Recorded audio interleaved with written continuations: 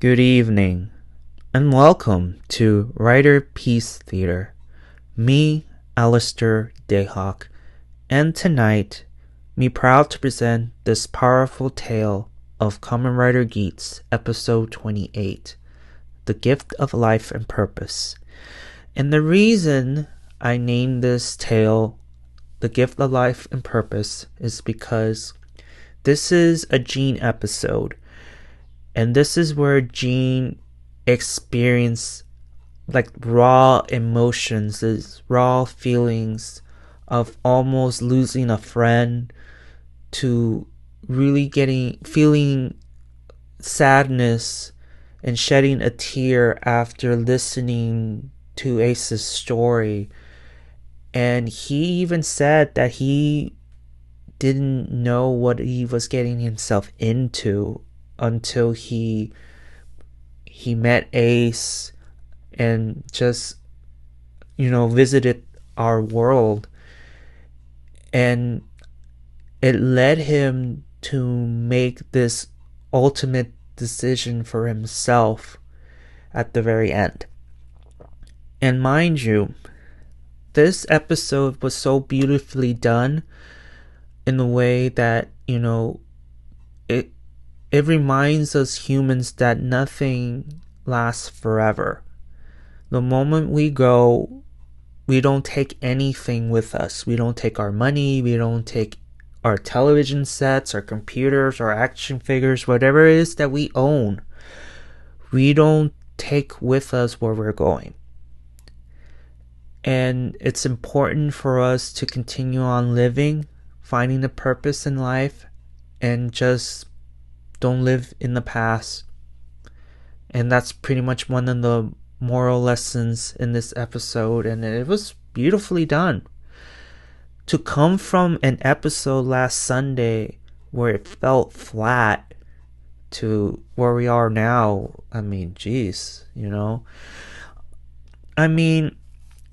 just gonna say this briefly, that last week's episode fell flat for me only because that one scene where Gene reveals Ace's secret, while Ace's secret, if I misspoke, the scene where Gene comes in, spills the beans on Ace, and it's just bad timing because he just woke up. Ace just woke up, and he didn't give any expressions on his face or any shocked look or anything. He was just half dead, just listening in while Gene excitedly tells him, "Hey, I know the truth about you," and just like, I don't know, it just felt flat for me. And here, Gene is just like really is experiencing things that he never thought to experience before. And Ace pretty much tells Gene, like, the reason you came here is to feel the thrill of mortality. It's something he never experienced before, and just made him just rethink his life, and just, what is my purpose in life? Like, I don't have anything at the moment, but he decides at the very end, to make a personal journey for himself. Now, the character Gene is gone, at least for now. I don't know if they, like, so far I researched, there's no pictures of the actor who plays Gene with flowers. So chances are he's still in the show. He's just taking a break. But if it shows in the coming week that yes, there's a picture out there of him getting his flowers and saying his goodbyes, then I'll let you guys know in the next Riderpiece Theater. But for right now, he's still on the show. So let's begin our tale, shall we? So it's the continuation of last week. You see Ace getting holed up, and you see Jean on the ground yelling and screaming to stop, and you can tell that he's experiencing these weird feelings, all the while his idol is almost gonna get shot, but luckily, Neon and Keiwa jumps in, saves the day, and Keiwa briefly fights the Squid Riders and the Mistress of Games, and then they escape. Now we head to the waiting lounge. Ace wakes up, asks what happened, and this is where it leads to Ace and Jean having a powerful conversation. And so Jean is in bed and explains that what I felt in that warehouse was nothing that I ever felt before. The feeling of almost losing someone. And Ace responds with, like, you remember you wanted to taste the thrill of mortality. And Jean was like, yeah, I had no idea what I was walking myself into. And this is where Ace gives Jean and us, the audience, one of the most painful lessons of life, that nothing lasts forever. Nothing lasts forever. And also was mentioning Nobunaga and all that, and Jean was like, in response to what Ace said about the past and everything, is the past is absurd. So it's like what Ace said about the future. The future is so absurd. And the scene continues on outside, and this is where Ace tells his origin story, and also it's been televised in the sponsors' rooms where Keiwa and Neon are watching and listening in on Ace's origin story. So Ace shows Jean the Caesar Roman coin and explains after his mom left, his life ended shortly after. When he came back, his memories of his first life returned. And then another strange occurrence happened. During his reincarnations, for some reason, his parents had always named him Ace. Always. And he continues on and says, this coin always finds me in every life. I always get the coin back. In the weird, strangest places, occurrences, he always gets it back. And this is where, as he was telling his story, you could see Jean feeling the first time sadness to the point where he is shedding a tear. And Ace is asking all the right questions. Like, the reason why I want to find my mom, aside from, wanting to be with her and all that, is because, okay, why am I being reincarnated with my memories of my past lives? Why am I being named Ace? And also leading into the present questions were, okay, why am I still here? What's my purpose in life? And just all these questions. And he, mind you, as he is asking these questions, he views his his avatar-ish life, his reincarnated lives, just the mere idea of being reincarnated as a curse. He feels that he is stuck in purgatory. And the only way to break his curse is to find his mom and know the truth. And that's it.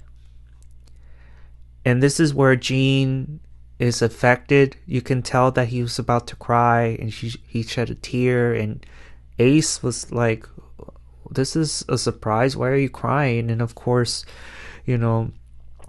Jean was like, no, this is just sweat, or it's just water in my eyes, trying to hide the fact that his story really affected Jean. And it just made him just regret what he did in terms of trying to find and know Ace's origins, his secrets. And if he had known about these emotions that he's experiencing right now, then maybe, just maybe, I wouldn't have dug deep in your life. I could have just stayed on the sidelines and cheering you on in the sponsors room and just be your number one super fan. Like, he's regretting what he did in a way. And Ace ends the scene with, you and I are not so different. We're just living in the past. Right now, what we both need is to focus on the now and into the future. And that's the end of that scene. Then we move on to the Mistress of Games. The Sengoku Games continues, only this time the DGP gets to invade the enemy. And same rules apply, of course. Defeat the commander, take the vision driver, and that's how you win. So the DGP invades in their samurai ninja getup, and briefly we get a chance to see the actors fighting the squids, so that's pretty cool. And it's longer, not shorter, so we get like a good amount of time seeing them, use their swords and killing off squids hidden there. And then Ace leads the way. He invades the castle. He meets up with the Mistress of Games. And the Mistress of Games, she can hold on. She could hold her own. She is whipping ass on Ace. And I mean, she's a great fighter. And to the point where Ace decides, like, you know what? It's time to pull out the big guns here, because you're whipping my ass. And unfortunately for Ace, he didn't do much. Mind you, at the same time, Keiwa and Neon defeats the squids and the monsters. And then, we go back to Ace and the Mistress of Games. He kept dodging, but he didn't really lay an attack, because the quote-unquote the sleeping curse has activated, and he demorphs. He's on his knees, and he looks like he was about to sleep. And Azu 2.0 slowly approaches Ace, but luckily Jean was following Ace, and just like he even says, like, look, I don't know, like I don't know me, but I do know one thing, is I am Ace's super fan, and I am your sponsor. I'm Ace's sponsor. So he runs, shoots at the Mistress of Games. He takes his gun driver after shooting Azu 2.0, inserted in Ace's driver. He flips it, and this is where Ace wakes up from his temporary slumber, and he gets his new upgraded form. The booster form Mark II laser form. And this is officially Geats' ultimate form. And of course, Azu 2.0 is like, what the hell what did just happen here? And we get to see Ace show up his new form. He easily wipes out the squids. He easily destroys the Squid Riders. So it's a rematch between Azu 2.0, the Mistress of Games, versus Ace in his new form. And let's just say, while the tables have turned, you know how this story ends. And I thought for a moment that Azu 2.0 is dead, because you see Ace unleashing his final attack, and you see this explosion. And like, Azu 2.0 is dead. But no, she survives, and she meets up with Ace, and Ace demands the Vision Driver. Because remember the rules. Defeat the commander, you get to take the driver. But before Ace can do anything, Michinaga steps in. And you can tell by Azu 2.0's look on her face was like, wait, Michi, why are you here? You're here to save me? And Michinaga says in a way, yes and no. The reason that he's there was not to save her, but to save and take the Vision Driver off her. To take the Vision Driver. And again, with that happy, shocked look, it just turned to just a plain old shocking look on her face. And like, what the hell? Why are you taking the driver off me? I'm taking this. And here, briefly as well, I thought he's gonna leave Azu 2.0 to rot.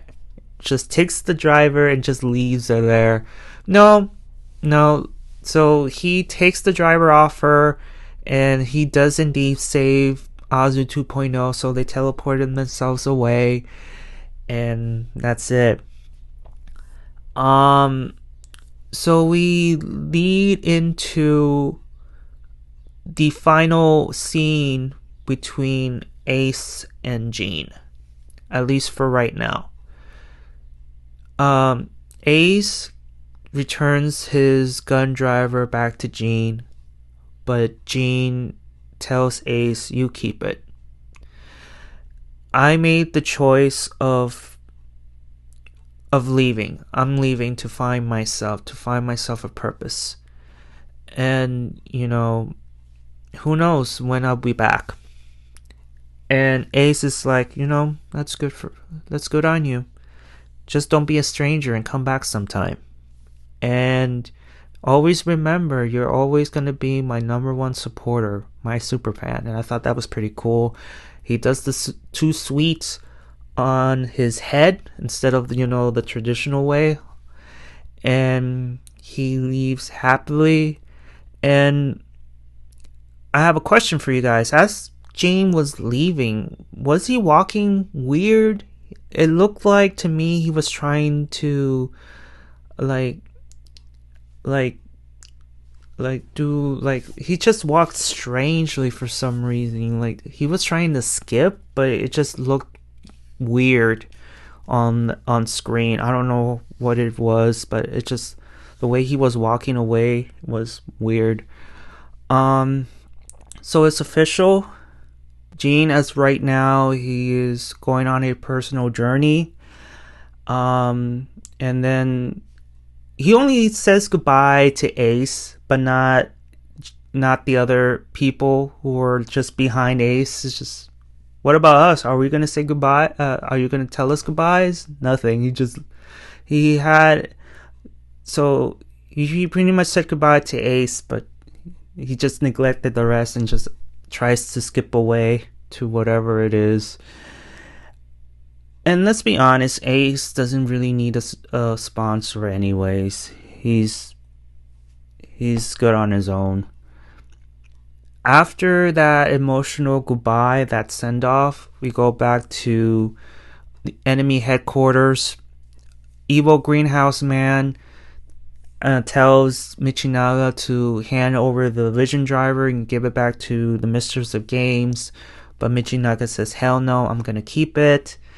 Daichi assumes that it was Michi's plan all along to take the Vision Driver for himself. And Azu 2.0 asks, like, okay, so what are you gonna do next? And before anything else, he says, first I will pay my respects to the goddess of creation. So he ends up teleporting and sees the goddess of creation for the first time. And now he is more determined than ever to take what is rightfully his, which is his ideal world. And that's the end of our tale. And mind you, Michinaga is gonna use anyone or anything to get what he wants. So there's no surprise there. He even like says to Azu 2.0, like, didn't you tell me to use you? So why are you upset? So why are you so shocked that I would, pull that stunt on you? Doesn't make any sense. And I love Azu's 2.0's like response. After Michinaga leaves, she pulls the raspberry. Every time she gets upset, like every time she doesn't get her way, she does that raspberry thing, and I thought it was that was kind of cute and funny. I have to say, this episode was a very powerful, emotional episode. The scenes between Ace and Jean, from the bed to where they were telling the story of Ace's origin, was pretty cool, very emotional. Even though I know Ace's origin story, I still don't like him. I don't. Yes, his story is sad, but I mean, I would never forget what you did to K-Wall that one time, where you just used him to get the ninja buckle, and just that look that K-Wall gave towards Ace at that final scene, and Ace's response, like, don't worry, I'll be saving the world. And just like, I was mad for K-Wall. I was mad, but that's something like, that's either here or there, but so it's a powerful, emotional episode. It was just great, and I liked how Yuya put in the lessons about life, the lessons about almost losing someone, and just giving us lessons about, yes, life can suck, but also it can be fun at the same time. You just have to focus on the now and focus on the future, and not live on the past, and just live. Be brave and live for yourself. And that's where I get off after this episode. Yeah, I mean, and what I think about the new upgraded form, I mean, it's a nice touch. Like I said when I mentioned it earlier in the recent Riderpiece Theaters, is, it doesn't look that bad. And just looking at it for the first time in the flesh is not that bad. And it's officially Geats' ultimate form now. And now that he gets his ultimate form now, all the other buckles are officially non-existent, because we all know in Kamen Rider history that once a rider gets his ultimate form, he uses it more often than the others until he gets his mega form. And that's the end of it. Yeah, so say goodbye to the other Buckles and say hello to his ultimate form until the tail end of the episode 30 mark. So yeah, and believe it or not, we're heading into the 30s now, and things are gonna get very spicy. It's gonna get very intense. The stakes are gonna be very high because we're heading into our 30s mark. And then once we hit mid 30s into the 40s, that's when the climax is slowly going down, heading into the finale. So starting from episode 30 into the 40s is going to be very interesting. And I'm here for it. Alright, kiddos. Tell me, what do you guys think of episode 28? Did you like it? Did you dislike it? And if you dislike it, what would you do to change to make it better? Also, did I miss anything? Because again, I have my notes right in front of me, but sometimes I miss a couple of things. So I'm just asking, if I missed anything, please feel free to write in the comments below. If I don't get into your comments, don't get offended. That means I'm just too busy. That's pretty much it. Let's see. Also, yes. The important stuff, If you like this review / recap of this episode, please give a like and subscribe. And if you didn't like it, well, thank you so much for listening anyway. I really appreciate it. And I think that is it. That's all I can think of from the top of my head. Alright, kiddos. I'll see you all on the other side of oblivion. Johnny!